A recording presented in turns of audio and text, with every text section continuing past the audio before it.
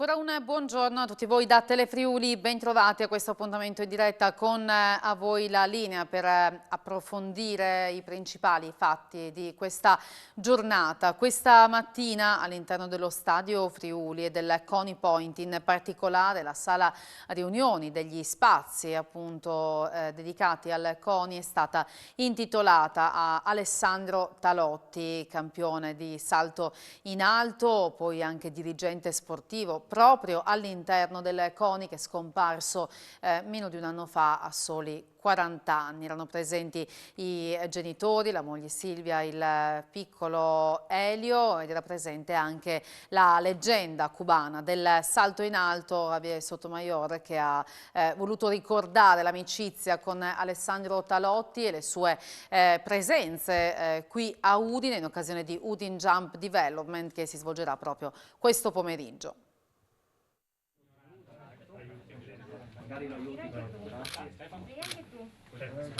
Alessandro Talotti, campione e dirigente sportivo, a ricordo di un grande atleta e grande uomo, esempio di correttezza. Siamo con il presidente del CONI regionale Brandolin, perché questa è una mattinata speciale, appunto con l'intitolazione di questa sala riunioni dello spazio del CONI Point all'interno dello Stadio Friuli ad Alessandro Talotti. Sì, questa è stata la volontà del Consiglio regionale del CONI, ovviamente anche mia, proprio per far ricordare le persone che frequenteranno questa sala, che è la sala riunioni di tutto il mondo dello sport, non solo del CONI, in particolare del Friuli, e quindi è una cerimonia significativa per il valore che ha. Io devo ringraziare la famiglia e la moglie che hanno accettato questa intitolazione, il Comune di Udine e l'Udinese, che sono i gestori e proprietari di questa sala, e credo sia un bel gesto per ricordarlo e soprattutto per ricordare ciò che ha fatto e i valori che portava con sé. Mi sembrava giusto essere qui oggi a onorare l'impegno che ci eravamo presi circa 6 mesi fa. Sì, è una giornata emozionante. Che valore ha questa intitolazione ad Alessandro in quella che è la casa dello sport, nel segno di un impegno che lui comunque continuava anche dopo la vita agonistica? Mi sento molto orgogliosa di aver fatto una famiglia con Ale, perché era una grandissima persona, non perché lo dico io ma perché, come avete sentito, lo dicono un po' tutti, e sono orgogliosa perché nonostante la sua mancanza ci si ricorda di lui e si dà importanza al lavoro che, nonostante sia finita troppo presto, ha dato al mondo friulano e a tutti gli sport, perché Alessandro era portatore proprio di sani principi a livello di tutti gli sport e non solo del suo, comunque degli sport che hanno un pochino di più visibilità. È una giornata ricca di emozioni, però da un lato sono contenta perché è un modo bello per ricordarlo. E poi c'è Elio, così come Alessandro attirava su di sé l'attenzione, no? Con la sua personalità, così sta facendo questa mattina Elio. Sì, secondo me Elio su quello ha preso dal papà, adesso non si sa, è piccolino, però devo dire che... Stamattina sta salutando tutti. Sì, no, è molto vivace, molto affettuoso, sta con tutti nonostante non conosca o comunque vede poco certe persone. È il bellissimo dono che Alessandro mi ha lasciato e ci ha lasciato un po' a tutti. È indubbio che l'emozione sia fortissima. Noi siamo onorati di questa intitolazione ad Alessandro Talotti, nostro figlio, perché sentiamo anche tanto affetto da parte di tutto lo sport in generale. Lui ha dato tanto allo sport e avrebbe voluto continuare. Ha creato anche questo meeting perché voleva portare il Friuli in capo al mondo. Diceva, come hanno fatto altri, lo voglio portare a Udine perché è una terra di saltatori riconosciuta e quindi siamo veramente grati di questa targa perché lo rappresenta molto. Lui amava lo sport, voleva avvicinare tutti i giovani allo sport, devono avvicinarsi allo sport puro perché lo sport è vita, diceva sempre. Javier Sotomayor, l'amicizia con Alessandro Talotti l'ha portata qua a Udine insieme per una delle edizioni di Udine Jump, oggi qui ancora per questa amicizia. Bueno, primero agradecer la amistad que tuve con Alessandro. E luego de che mi haya dado la con Alessandro che mi ha portato qui a Udine a partecipare già 3 volte a Udine Jump Development. De Udine. Hoy es un día muy emotivo, un día muy triste. Oggi è un giorno molto emozionante, anche molto triste, però dove si sente ancora l'affetto che le persone hanno provato per Alessandro. Come padre, come hijo. È la prima edizione senza di lui, però comunque Alessandro c'è in questo Udine Jump ancora. Sí, es la primera edición sin Alessandro, pero creo que todos los vamos a tener muy presentes. Io l'ho conosciuto Alessandro, ma tutti lo sentono molto presente. E ho veramente apprezzato le doti umane. Si dice sempre, sembra una frase di circostanza, ma credo che chiunque l'abbia conosciuto, anche parlandogli una sola volta, abbia avuto la stessa percezione che ho avuto io. Cioè, la competenza, il sorriso e l'atteggiamento positivo nei confronti del mondo. E questo è un pregio fondamentale non solo nello sport, ma soprattutto nella vita.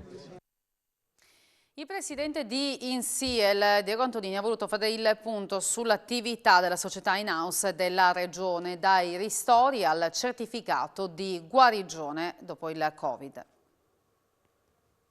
Presidente, INSIEL ha avuto un ruolo importante durante la pandemia. Si parla tanto delle questioni sanitarie, però partiamo invece dal discorso più ampio. Avete dovuto rispondere alle richieste del territorio anche per quanto riguarda banalmente i ristori.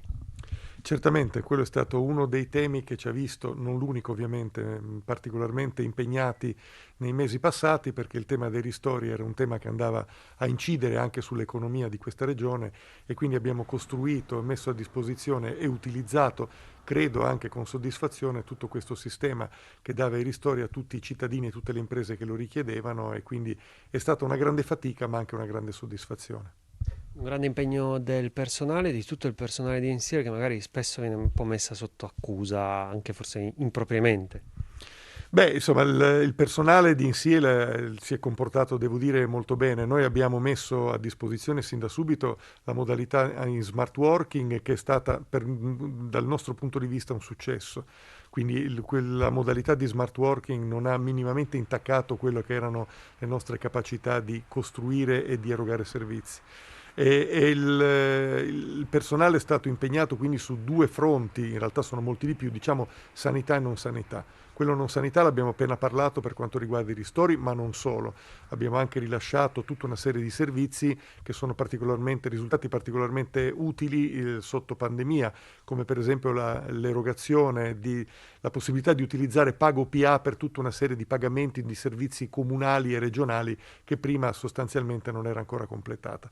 Lato sanità lo sforzo è stato notevolissimo, noi abbiamo tuttora dei colleghi che non conoscono i fine settimana, quindi lavorano in continuazione, e abbiamo lavorato sia sul sistema vaccinale, cioè quello che in qualche modo regolamenta tutto l'andamento dei vaccini.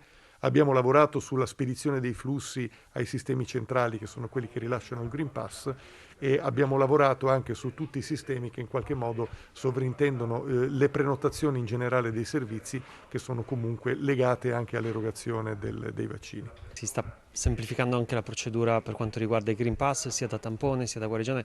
Insomma, una mole di lavoro impressionante che mai forse nessuno avrebbe immaginato, visto che parliamo di un mese in cui ci sono stati 4.000, 5.000 positivi al giorno, quindi una quantità di dati, numeri che passano anche inevitabilmente per un lavoro manuale, quello dei dipartimenti, dove ovviamente purtroppo può succedere, chiaramente per l'utente è un dramma, però l'errore ci può stare, ecco, di fronte a questi numeri così importanti.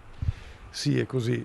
Non dimentichiamo che i colleghi che lavorano nei dipartimenti sono veramente soggetti a un super lavoro, e quindi diciamo ci sono dei limiti oltre i quali non si riesce ovviamente ad andare. Quindi anche per chiarire il concetto ai cittadini, ci sono 2 tipi di attività che vengono svolte. Un'attività è quella che prevede la sospensione e la riattivazione del Green Pass.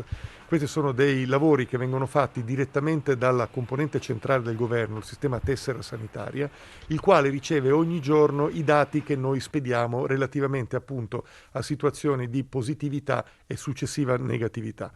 Questa è una procedura, ripeto, che viene gestita dal sistema centrale ed è un sistema centrale che ha avuto anche lui qualche problema ultimamente proprio per il superlavoro, in quanto non ci ha fornito per qualche giorno il feedback, ovvero noi mandiamo tutti i dati relativi ai cittadini che sono rientrati nella negatività e quindi sono suscettibili di avere di nuovo il loro Green Pass che era stato sospeso, quindi di averlo riattivato. Però questa procedura anche a livello centrale ultimamente ha dato qualche problema, quindi non ci dava i risultati errati, perché è normale che rispetto a svariate migliaia di dati ci sia qualche cosa che non batte. Prima ci veniva data segnalazione, quindi noi potevamo porre rimedio, in questi giorni il sistema è saltato, quindi stiamo cercando comunque di risolvere. Altro tema sono i certificati invece, i Green Pass che vengono dati per avvenuta guarigione. Quindi questi Green Pass vengono rilasciati attraverso un procedimento, una procedura che passa dalla presa in carico delle aziende sanitarie. Abbiamo ricevuto un incarico ormai da più di 20 giorni, credo, da parte della Direzione Salute di sviluppare un sistema di automatismo. Questo sistema l'abbiamo sviluppato, lo stiamo testando e contiamo veramente a pochissimo di metterlo in linea in modo da liberare tutti i cittadini che stanno attendendo questo tipo di certificazione nel più breve tempo possibile. E tra poco la seconda parte di A voi la linea, una piccola pausa.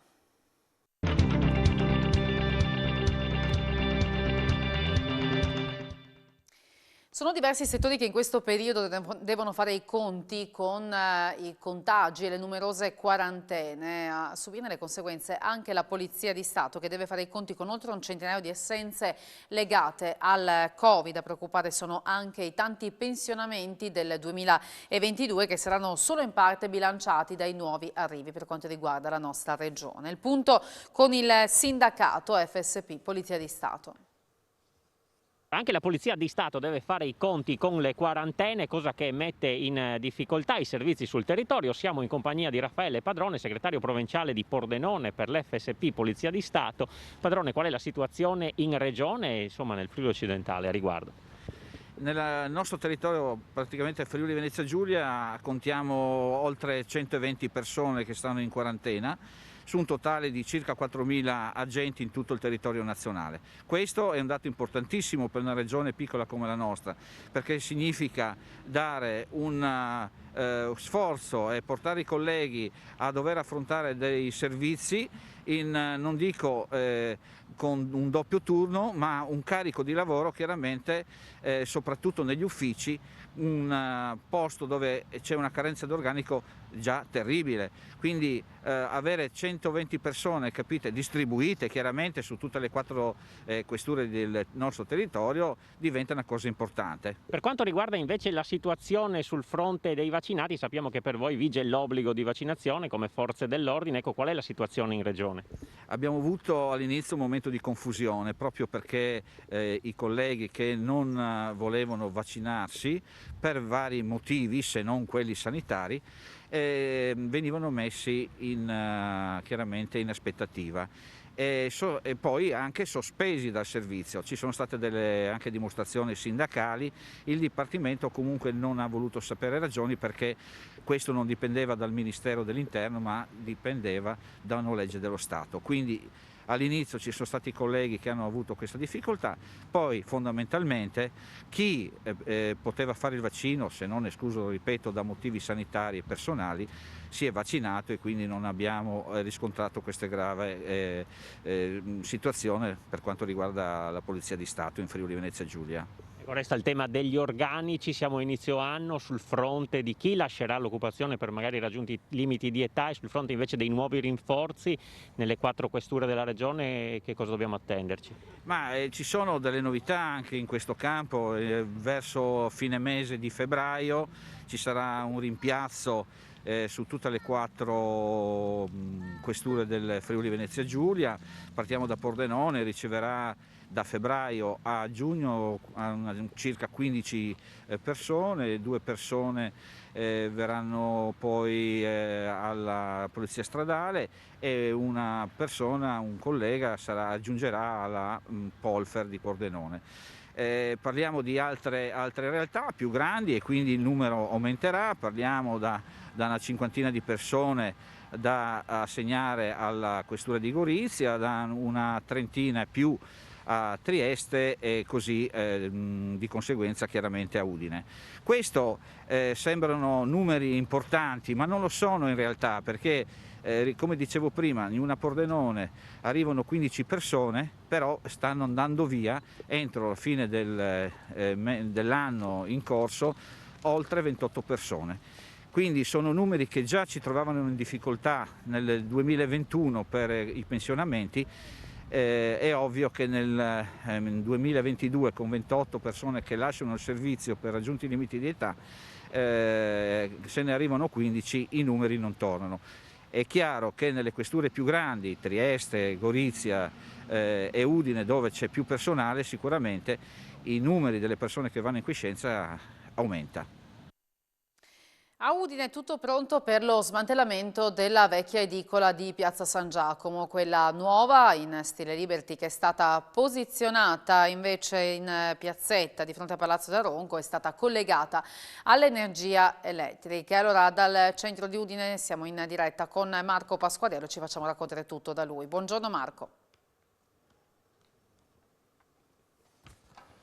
Buongiorno Francesca, buongiorno a chi ci segue da casa. Sì, siamo proprio nel cuore di Udine, tra Palazzo d'Aronco e Casa Cavazzini. Alle mie spalle la vedete, la nuova edicola, quella appunto in stile Liberty, approvata dalla soprintendenza. Mancava l'ultimo passaggio, cioè il collegamento alla rete elettrica, che è in corso e sarà completato entro oggi. Una vicenda che si trascina da qualche mese, di fatto è stata posizionata 4 mesi fa questa edicola, poi sarà smantellata, quella appunto che si trova in Piazza San Giacomo, giudicata non idonea dalla soprintendenza e anche dal comune, che l'ha appunto voluto rimuoverla per aprire la piazza. Ce lo facciamo raccontare dal sindaco di Udine, Pietro Fontanini, partendo appunto dall'inizio di questa vicenda, da un'edicola, quella di Piazza San Giacomo, che non poteva più star lì.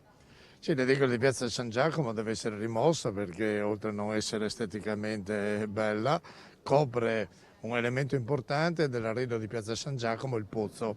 Allora la sovrintendenza ancora 8 anni fa aveva detto al comune che quella edicola andava rimossa. Noi siamo partiti quando siamo diventati noi amministratori della città, abbiamo individuato un nuovo luogo per posizionare un'altra edicola che possa dare servizio a questa parte della città. Abbiamo scelto Piazza Lionello, qui proprio davanti al municipio. Abbiamo fatto la gara, il bando di gara per vedere chi avrebbe gestito questo. Per fortuna è la stessa signora che attualmente è presente in Piazza San Giacomo, ha vinto il bando e quindi sarà lei a gestire questa edicola nuova di zecca che, come vedete, oggi chiude il suo iter così a livello di collegamenti. Abbiamo dovuto attendere un po' di mesi perché l'Enel è subissata di lavori, anche il lavoro non era tanto semplice, bisognava tagliare la pietra, insomma, qui in piazza, ma insomma è stato fatto. E io spero adesso, nello spazio di 15-20 giorni, questa nuova edicola entrerà in funzione e l'altra, che si trova in Piazza San Giacomo, verrà prelevata e portata via. Esatto, nelle prossime settimane ci sarà il trasloco dell'edicola da Piazza San Giacomo a questa, lo ha già detto lei il sindaco, di fatto la proprietaria, anzi l'usufruttuaria sarà la stessa delle 2 edicole appunto che è andata a bando e ha vinto il bando. Siamo a poche centinaia di metri, a un centinaio di metri per chi non conosce Udine dall'altra edicola, quindi di fatto il bacino d'utenza delle 2 edicole è lo stesso. Certo, è lo stesso, ma noi pensiamo di fare qualcosa, di migliorare la situazione, perché questa edicola è molto più bella, si inserisce molto meglio nel panorama di questi palazzi e soprattutto togliamo in pratica un ostacolo alla bellezza del pozzo che si trova in piazza Matteotti, in piazza San Giacomo, perché i cittadini possono ammirare anche questo elemento di una delle piazze più belle di Udine. Ecco, la vedete alle nostre spalle, la vedete anche nelle immagini che Simone Caramaschi sta mandando in onda dalla regia, un'edicola molto particolare perché è fatta appunto in stile Liberty e appunto c'è stata l'approvazione della soprintendenza che era necessaria, trattandosi di una piazza storica come questa di Piazzetta Leonello. Sì, questa è stata approvata dalla soprintendenza, anzi ci hanno aiutato a individuare queste edicole che tra l'altro nelle città più importanti d'Italia fanno parte dell'arredo urbano, e io voglio continuare perché ce ne sono altre da sostituire con questa tipologia, con questa forma, anche per dare un'immagine più bella alla nostra città. Perché possiamo dirlo, le edicole come quella di Piazza San Giacomo, costruite negli anni '80, non sono certamente belle dal punto di vista estetico. No, perché si vede, insomma, hanno la loro età e hanno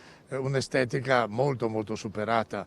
Adesso bisogna andare verso queste tipologie che sono molto più accattivanti e soprattutto si inseriscono meglio nel panorama di questi palazzi storici che meritano di avere nelle proprie vicinanze delle strutture adeguate.